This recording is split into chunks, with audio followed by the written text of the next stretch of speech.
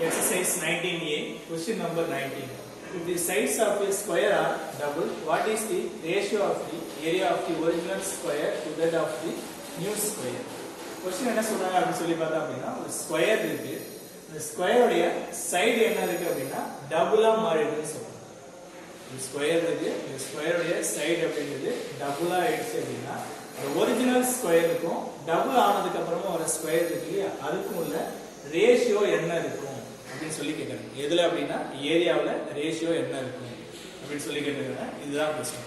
இந்த கொஸ்டின் நம்ம ஆன்சர் பண்ண போறோம். எப்படி ஆன்சர் பண்ண போறோம் அப்படின்னா ஒரிஜினல் ஸ்கொயரோடைய சைடு என்னன்னு நமக்கு தெரியாது, அதோட ஏரியா என்னன்னு தெரியாது, அதுக்கப்புறம் புதுசா வரத்தோடது நமக்கு என்னன்னு தெரியாது.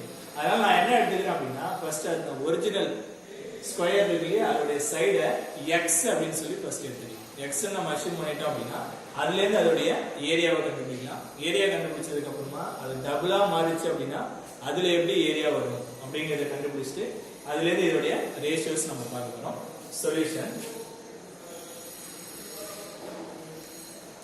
if the length of the side of square is x, then square உடைய சைடு நான் என்ன எடுத்துக்கிட்டேன் அப்படின்னா x அப்படின்னு சொல்லி எடுத்துக்கிறேன். x ன்னு எடுத்துக்கிட்டோம் அப்படின்னா அதோட ஏரியா என்ன வருதுன்னு பாருங்க. ஸ்கொயருக்கு ஏரியா கண்டுபிடிக்கணும் அப்படின்னா நம்ம ஃபார்முலா வந்து என்ன சொல்லுவோம் அப்படின்னா நார்மலா ஸ்கொயர் உடைய சைடை a ன்னு சொல்லுவோம். அப்ப அதோட ஏரியா கண்டுபிடிக்கணும் அப்படின்னா a ஸ்கொயர்னு சொல்லுவோம். அதாவது சைடு இன்டு சைடுன்னு சொல்லுவோம். இங்க நான் சைடை x ன்னு எடுத்துக்கிறேன். x ன்னு எடுத்ததுனால x into x, x into x, x squared அப்படின்னு சொல்லி இருக்கும். Then area is equal to x squared.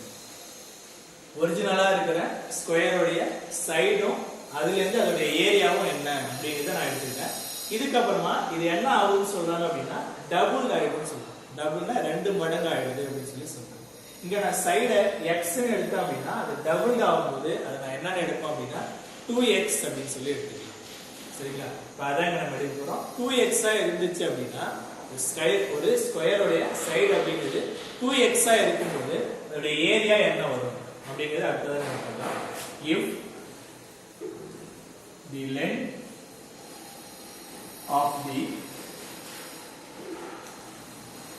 side of square is 2x, then the new area is equal to side அப்படிங்கிறது 2x ன்னு எடுத்துட்டோம். இப்போ இதோட ஏரியா கண்டுபிடிக்கணும் அப்படின்னா சைடையும் சைடையும் மல்டிப்ளை எடுத்துக்கணும். இங்க 2x ன்னு இருக்கு. So 2x into 2x, 2x into 2x multiply பண்ணோம் அப்படின்னா 2 2s are 4, x into x, x squared. டோட்டலா என்ன கிடைக்குது அப்படின்னா 4x squared அப்படின்னு சொல்லி கிடைக்கும். இப்போ இது ரெண்டோட ஏரியா என்ன அப்படிங்கறத நம்ம கண்டுபிடிச்சிட்டோம். இதுக்கு அப்புறம் இதோட ரேஷியோ கண்டுபிடிக்கணும்.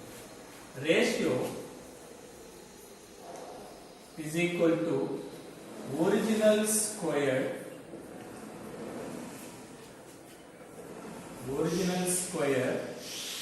divided by new square. நான் ஒரிஜினல் ஏரியான்னு கூட எழுதலாம். Original area divided by new area. Original area divided by new area is equal to original area அப்படின்னா என்ன எடுத்துக்கிறோம் அப்படின்னா இங்க நம்ம கண்டுபிடிச்சது x ஸ்கொயர் கண்டுபிடிச்சிருக்கோம். x square divided by new area. புதுசா கண்டுபிடிச்ச ஏரியா என்னன்னா 4x square. x square cancel பண்ணிடுங்க. கேன்சல் பண்ணிட்டோம் அப்படின்னா 1/4 ன்னு கிடைக்கும். சோ 1/4 எப்படி ரேஷியோல எழுதலாம் அப்படின்னா 1:4 அப்படின்னு சொல்லி எழுதலாம். ரேஷியோவை எப்படி எழுதலாம் அப்படின்னா therefore ratio is 1:4.